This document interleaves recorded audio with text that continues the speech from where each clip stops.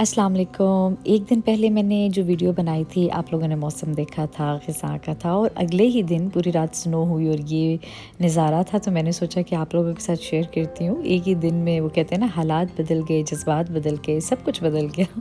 तो यहाँ पे हमारे साथ भी वही सीन हुआ कि हम सुबह उठे और स्नो ही स्नो थी। मेरे बच्चे तो देख के इतने एक्साइटेड होते हैं, क्योंकि ज़ाहिर है वो पिछले साल को तो भूले होते हैं, तो उनको लग रहा होता है कि ओहो हो, क्या ज़बरदस्त चीज़ आ गई है।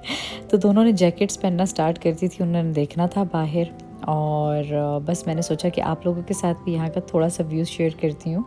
फिर इन दोनों को बिठाया, मैंने पूछा कि क्या नाश्ता करना है, उन्होंने कहा सीरियल्स खाने हैं, तो मैंने कहा चलो मैं भी सीरियल्स ही खा लेती हूँ, क्योंकि रोज़ स्कूल की वजह से जल्दी उठने की इनको आदत होती है, तो फिर मुझे भी उठा देते हैं। तो बाद में उठे थे बाकी सब, बहन मेरी उनका नाश्ता वगैरह बना रही थी, यहाँ पर किचन वगैरह मैंने साफ़ कर लिया। फिर मुस्तफ़ा को थोड़ा सा होमवर्क करवाया और उसके बाद मैं आ गई टॉय रूम। पूरा हफ़्ता मैंने इस रूम को हाथ नहीं लगाया और आप लोग होलिया देख सकते हैं कि बच्चों ने क्या हशर किया हुआ है यहाँ का। तो मैंने कहा चलो आज सारे टॉयज़ वगैरह सेट करते हैं। एक टाइम था कि मैं हर चीज़ बड़ा ऑर्गेनाइज्ड करके रखती थी कि ये कार्स की जगह है, ये डॉल्स की है, ये ऐसी है, ये वैसी। अब ऐसा कुछ भी नहीं होता। अब बस जो है ना, उनको बस मैं जो है ना बकेट्स में डाल देती हूँ, या उनकी जो बास्केट्स हैं, या बस जो भी कुछ जगह है बस रख दिया। इट्स नॉट लाइक दैट कि ये कार्स की जगह है तो इधर कार्स होनी चाहिए, इधर कुछ और होना चाहिए। नहीं, बस हर चीज़ को तरतीब से रख दो। जो इनको नज़र आए इन्होंने वैसे ही 4-5 मिनट बाद होलिया बिगाड़ देना है। तो इसीलिए बस जो मेरा दिल कर रहा होता है ना, डालती जा रही हूँ इसी तरह ही। अब कोई ऑर्गेनाइजेशन नहीं होती, बट चल रहा होता है कि चलो एटलीस्ट कमरे में पाँव रखने की तो जगह हो, वरना जैसे ही आप आते हो रूम में तो नीचे टॉयज़ ही टॉयज़ होते हैं, बाकी चीज़ें होती हैं। तो वो सारी चीज़ें समेट रही हूँ मैं।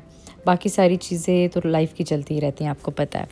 मुझे यूजुअली अब पूरा वीक टाइम नहीं मिलता कि मैं इस तरह का कोई भी काम करूँ, वीकेंड भी मिलता है, क्योंकि अब मैं चली जाती हूँ, हम लोगों ने दोबारा से अपना पिज़्ज़ा प्लेस ओपन किया है, वहाँ पे चली जाती हूँ बच्चों को ड्रॉप करके। फिर जब पिकअप करके ही शाम को घर आना होता है, 4:30-5 हो जाते हैं घर आते-आते।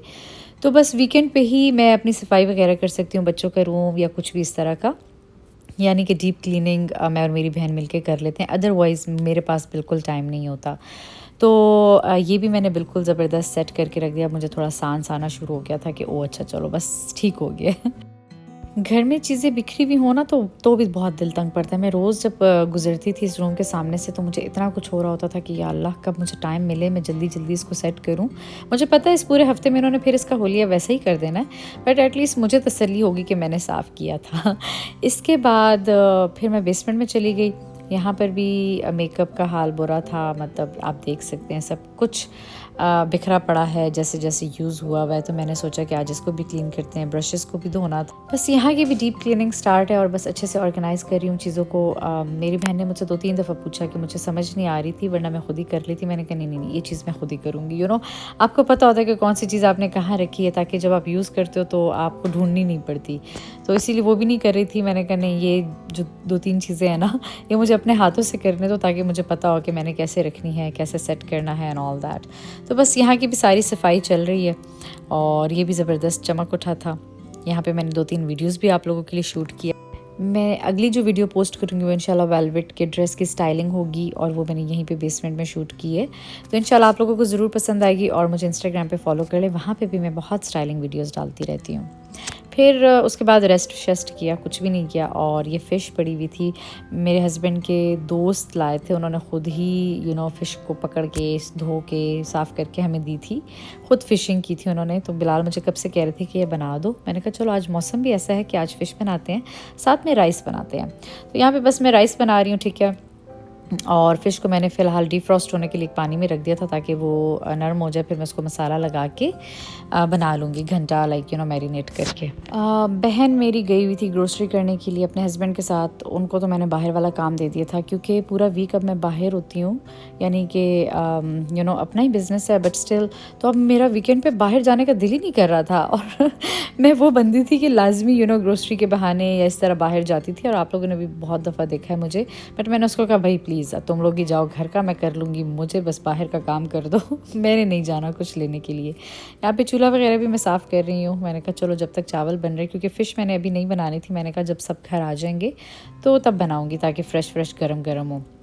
थोड़े से बर्तन पड़े थे, सोचा कि वो भी धो लिए जाएं। अगर वैसी थकावट है, मूड नहीं ठीक और चीज़ें बिखरी हुई हैं, तो वो मेरी जो चीज़ें हैं ना और मुझे तंग करती हैं। जब तक कि चीज़ें अपनी अपनी जगह पे ना हो, मुझे कुछ हो रहा होता है। मैं तो इसी तरह की हूँ, जितनी भी मैं थकी होती हूँ बस मैं लगी रहती हूँ कुछ ना कुछ। पता नहीं बस है मुझ में ये एक मसला ही समझ लें कि मुझे हर चीज़ ऑर्गेनाइज्ड अपनी जगह पे साफ़ सुथरी पसंद है, घर को साफ़ रखना एंड ऑल दैट।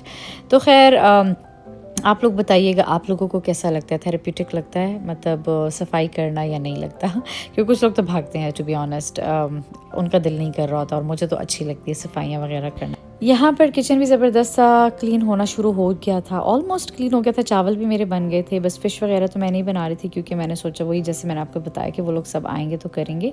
तो किचन, बच्चों का टॉय रूम और नीचे बेसमेंट सब ज़बरदस्त सा क्लीन हो गया था। अब बस सोचा कि जल्दी जल्दी एंड वाला झाड़ू शाड़ू लगा लें एंड दैट्स इट। मॉप वगैरह मैं नहीं कर रही थी, इतनी मेरी हिम्मत नहीं थी आज कि मैं मॉप करती। बस ये देखिए जी माशाल्लाह से ज़बरदस्त सा क्लीन हो गया, और यही बहुत था क्योंकि पूरे हफ्ते बाद मैंने अपना किचन साफ़ किया था। वैसे मेरी बहन ही करती है, जैसे मैंने बताया वीकडेज़ में मैं बिल्कुल नहीं करती, तो मुझे अच्छा लग रहा था देखकर। और वो लोग ग्रोसरी करके भी आ गए थे, बस इसके बाद उन्होंने समेटना था, तो मैंने उसको कहा तुम ये समेटो और मैं ज़रा फ़िश को मसाला वगैरह लगाती हूँ और फिर रखती हूँ उसको फ्रिज में। यहाँ पर इसको मैंने भिगो के रखा था सिरके में और जिंजर गार्लिक पेस्ट में 1 घंटे के लिए, ताकि स्मेल वगैरह चली जाए। अच्छे से धो के फिर मैंने जो तैयार मसाले होते हैं शान के वो डाले, 2 मैं मिक्स करती होती हूँ। और फिर मैंने जिंजर गार्लिक पेस्ट और कॉर्न स्टार्च डाला। कॉर्न स्टार्च की वजह से क्या होता है जी, थोड़े से क्रिस्पी बनते हैं ऊपर से। मैं बेसन नहीं यूज़ करती क्योंकि बेसन भी बाद में नरम हो जाता है, ये नहीं होता, ये थोड़ा क्रिस्प रहता है इसके ऊपर। तो बस इसको अच्छे से मिक्स किया, थोड़ा सा पानी भी आप डाल सकते हैं ताकि वो कोटिंग उसकी अच्छी बने। और यहाँ पे चटनी बना रही है मेरी बहन। और उसके बाद 1 घंटे के बाद जो है ना, हमने फ़िश को फ्राई करना शुरू कर दिया। बहुत ज़बरदस्त, ऑलरेडी कटी हुई थी, क्लीन टाइडी ज़बरदस्त। तो उसको बनाना भी काफ़ी आसान था। तो ये था जी आज का मेरा छोटा सा व्लॉग। आई होप आप लोगों को पसंद आया होगा। मैसेज करके ज़रूर बताइएगा, कमेंट करके। फिर मिलेंगे। अपना ख्याल रखें, दुआ में याद रखें। अल्लाह हाफ़िज़।